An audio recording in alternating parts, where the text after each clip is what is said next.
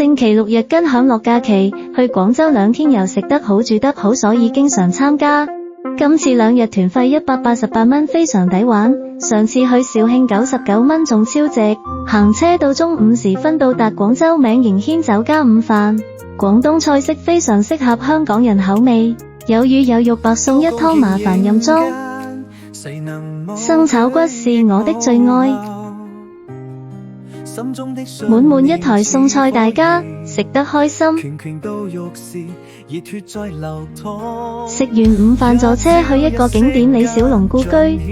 如果你不是星期天來，就沒有這麼熱鬧氣氛，擠迫熱鬧香港人最喜歡的，心情更愉快。廣州李小龍故居位於荔灣區恩柱路永慶坊，建於民國年間，原為李小龍之父粵劇名伶李海泉的物業。該宅院由李小龍的父親李海泉於1940年代置辦，這是一幢典型的西關大屋，具備磚木結構，雕花大梁與彩色雕花玻璃屏風。李海泉曾在此居住10餘年。李小龍雖然在美國出生，香港長大，但年少時期也曾在此短暫居住過。1960年至1970年代，李海泉移居香港後，該房屋一度出租。文化大革命期間，房屋由房管站代管，直至1978年，李海泉後人取回產權，隨後委託房管站託管。2007年底，廣州市政府展開恩柱路舊城改建計劃，經過2018年底全面修繕升級，故居於2019年春季正式免費對我開放。修繕後的故居，戲舞為粵韻風華為主題，設立了13個主題展區，展示李氏家族歷史與李小龍生平事蹟。開放時間星期一、3至5上午10點到6點開放，星期六日上午10時到晚上7時星期二休館。展館內層次值得慢慢欣賞。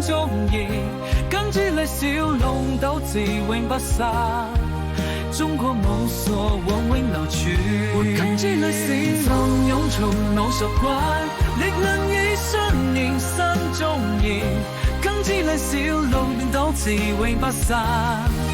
中國武術往永流傳，金枝裏小龍湧從武術館，力量與信念心中燃，金枝裏小龍鬥志永不散。縱懷眼淚自悲生見。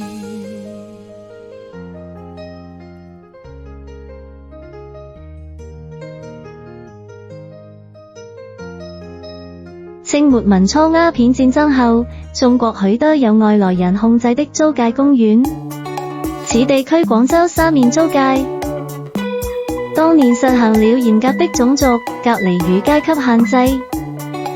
當年在橋上寫有注意事項，禁止入內包括衣衫不整者、攜帶犬隻者、非世人容僕的華人。這種屈辱經歷未高度容縮及情感化，最終演變成廣為人知的華人與狗不得內進這句口號。鴉片戰爭後，英法兩國強行租借沙面，將其建設為洋人專屬小王國。這種對華人歧視與隔離政策，以當時上海等租界情況相似，成為當時中國人心中民族不育的歷史象徵。所以去遊覽旅遊，可知道當時的歷史。電影作品由李小龍主演精武門，成為激化民眾愛國主義與民族自尊心的重要文化符號。所以嚟到廣州三面，一定要慢慢欣賞下啲古蹟。遊覽完李小龍故居及三面歷史文物，坐車回酒店，居住廣州國際生物島高新木連莊酒店，環境乾淨企理舒適高質素。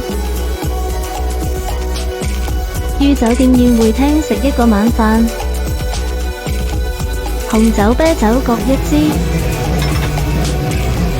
享樂假期職員演講兼變魔術，非常娛樂感。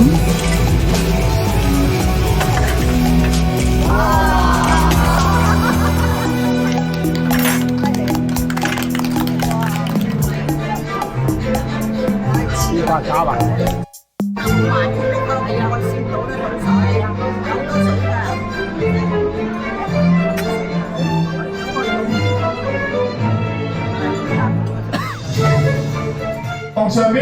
我講享受旅遊，你哋講一齊快樂。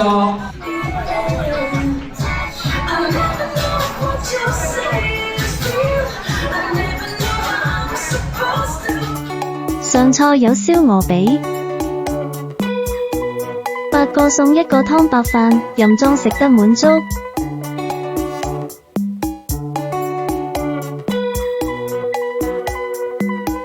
有魚有肉，伙食非常豐富，以$188團費，非常超值。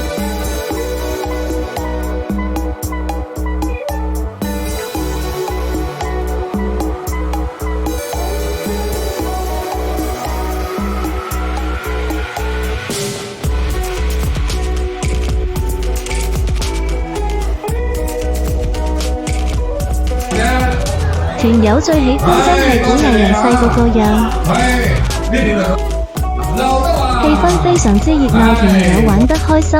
多謝你啊，冇錯，冇整餅，冇嗰樣，就整嗰啲睇到啦，係你見過啲，我哋呢度整一個靚女係，我哋呢度係食兩斤包啊。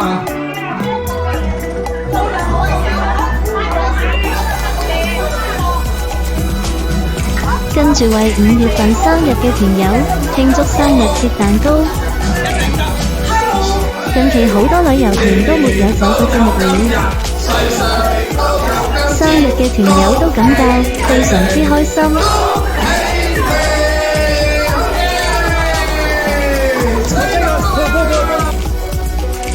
食完晚飯返回酒店休息，非常之方便，值得一讚。酒店大堂非常之寬敞及舒適，早餐於酒店自助餐供應，豐富嘅自助餐自由選擇。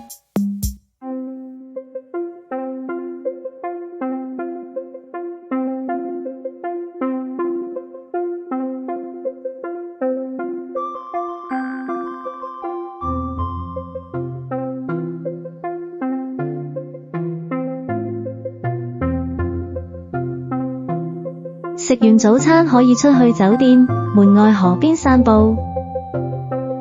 廣州國際生物島位於廣州市海珠區東南端的珠江江心島，作為廣州頂尖生物醫藥研發基地，島上有500多家企業。島上環境優美，人流較少，設有欖山園、水蜜園、蝶翠園公園，是休閒騎行單車和散步好地方。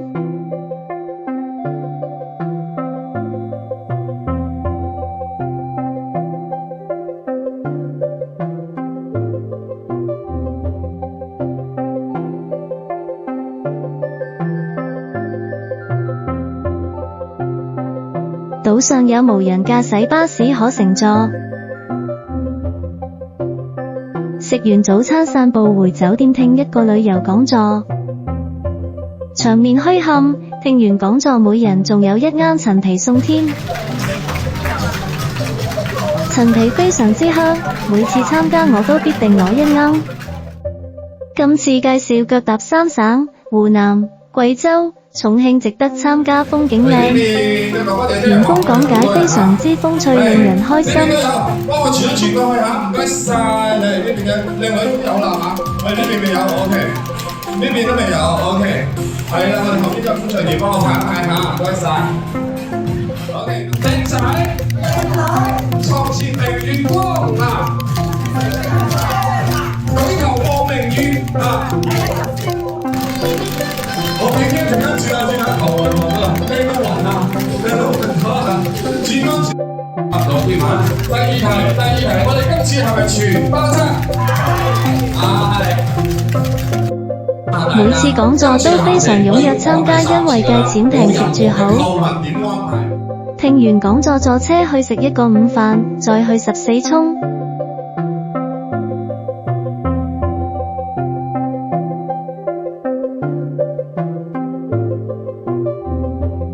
啲餸菜非常之美味。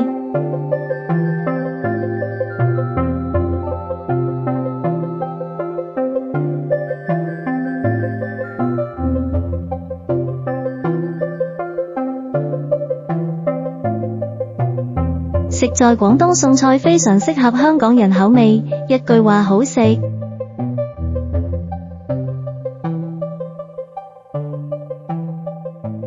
途經一個14涌樂街市，購物或散步重重筋骨。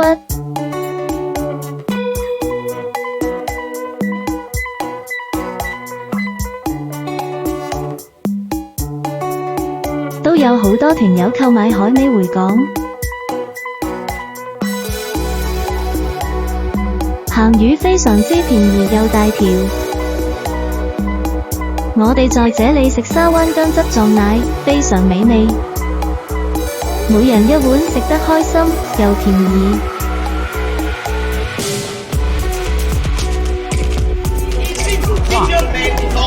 風趣嘅老闆在下面唱歌助興。